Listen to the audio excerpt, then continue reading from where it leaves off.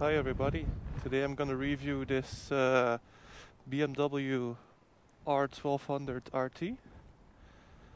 I have it now for like a month or something, and today I'm in Spain and France, a little part of the ride to test this bike. So far so good. Yesterday I did 1,250 kilometers on the highway, and it's just flawless. It's perfect. It's ideal. This is the bike with the best saddle that I've ever tested. Compared to an old 1150 RT, the saddle is way better.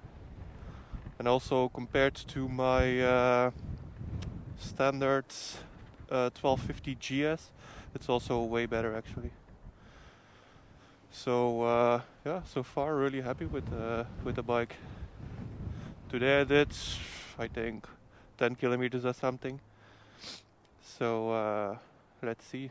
I have 330 kilometers or something today on roads like this, like very tiny, small roads, twisty roads. So yeah, let's see. Let's test it on some twisties.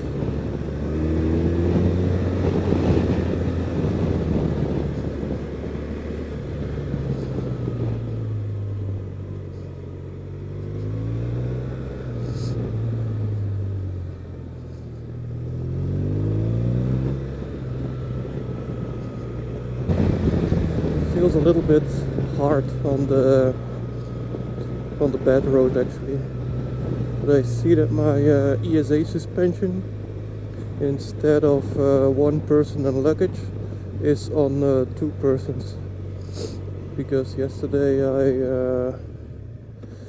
I did put it on 2 person because I thought it was a bit too soft on the highway.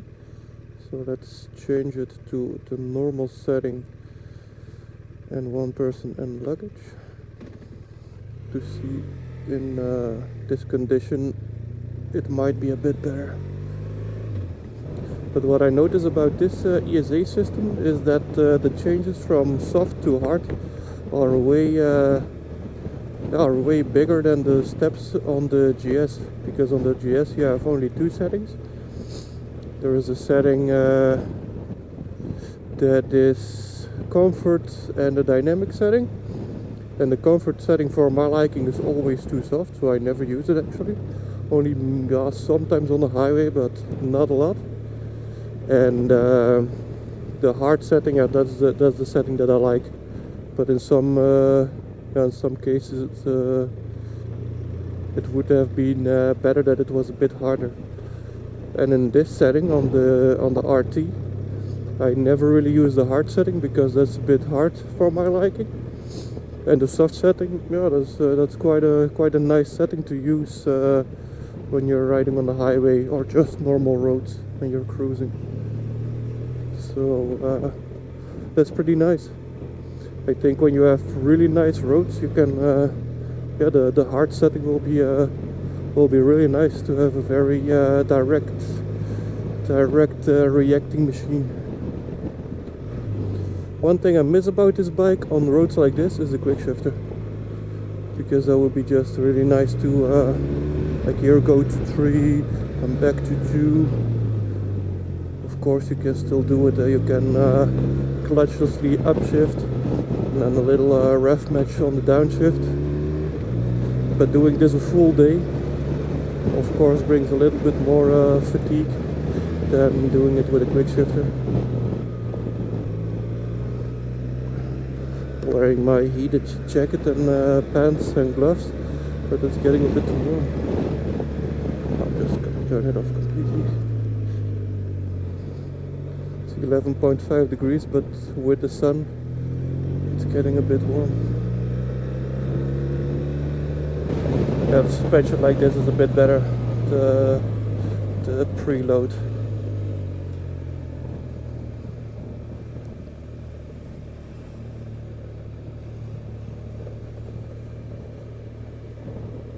Because the preload with 2 persons on it was a bit too much. Yesterday it felt like it was not enough, but on roads like this yeah, it's better. I did just bring in the side bags, closed for a week. My little camping stove I also bring, just to have some nice lunch breaks. And for the rest I didn't really bring too much. I have my backpack with a set of spare shoes and my rain gear. Doesn't look like I will need it, but it's always better to be safe than sorry.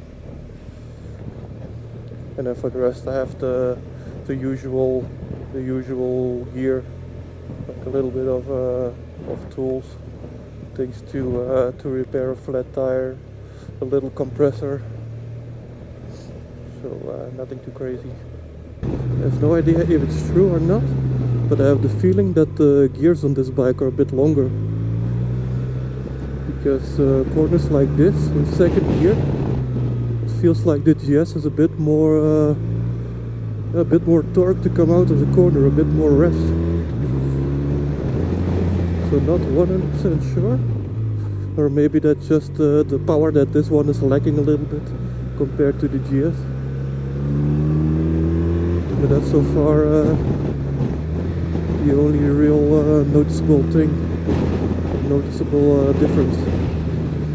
And also, of course, the handlebars on this one are a bit smaller, so you have a bit less leverage to like maneuver the bike. But still, it's a very, very agile bike. If I compare it engine-wise to the 1250, then I don't think the extra price of the 1250 is really worth it. So if I would have to buy it again, and if the RT would be my main bike, which in my case isn't, my main bike is the 1250 GS, but if my main bike would be an RT, then I don't think I would spend the extra price for the 1250, because engine wise this has, I think, about 15 horsepower less than the 1250, but yeah, it's not really noticeable. You can notice it a little, but it never gets annoying. Only when overtaking on high speed as well as low speed, then you feel that it is, there is a little bit less power than on a 1250 engine. But as I said before, the price difference, to me it's not worth it. What I also really like about this bike compared to the 1250 series, and that's maybe very stupid, and a lot of people will have the opposite feeling, but for me it's the normal dash with the normal old school style, the old school style dash.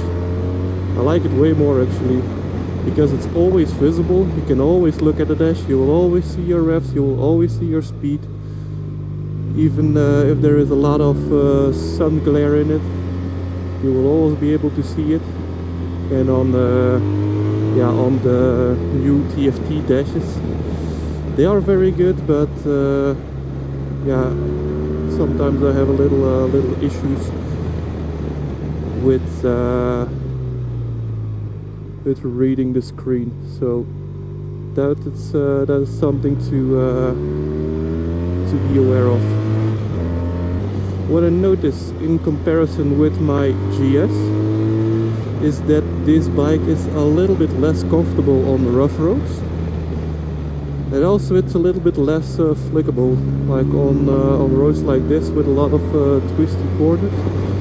It's a little bit harder to really push it. Maybe it's because of that the GS has the wider handlebars, so it's a bit easier to push the bike down. Like, you can easily or more easily push it compared to this one. Suspension wise, I also have to say that the GS is a bit better, because this I think on roads like this, it's good quality road, but you have some bumps and just some little dents in the road, not really bumps like like I'm used to riding, like to ride in Belgium, but just some dents which will always upset the suspension of the bike. And on my GS, I have the feeling that it's that bike can handle it a bit better. So yesterday I was following a BMW M1000RR, so like a real, really crazy sports bike, like a race bike. And I was able to follow him, but I noticed when it got a little bit, when the corners got a little bit faster, then the bike was upset a bit too much. I had the feeling that I was like floating a little bit too much. So I didn't have the time to adjust the preload. So maybe with a little bit higher preload, that issue would have been solved. But I'm not really sure actually. The feeling on the GS in those cases are better. But yeah, then we are also speaking of following a local on a 200 horsepower bike that is made for high-speed corners. So I wouldn't consider that as an issue. Just overall, when you like to ride very sporty and fast, yeah, let's say it like it is. It's just you're riding fast when you're talking about these kind of issues. Then I think a GS is a bit better option. But in general, yeah, this bike is really crazy. Really love it.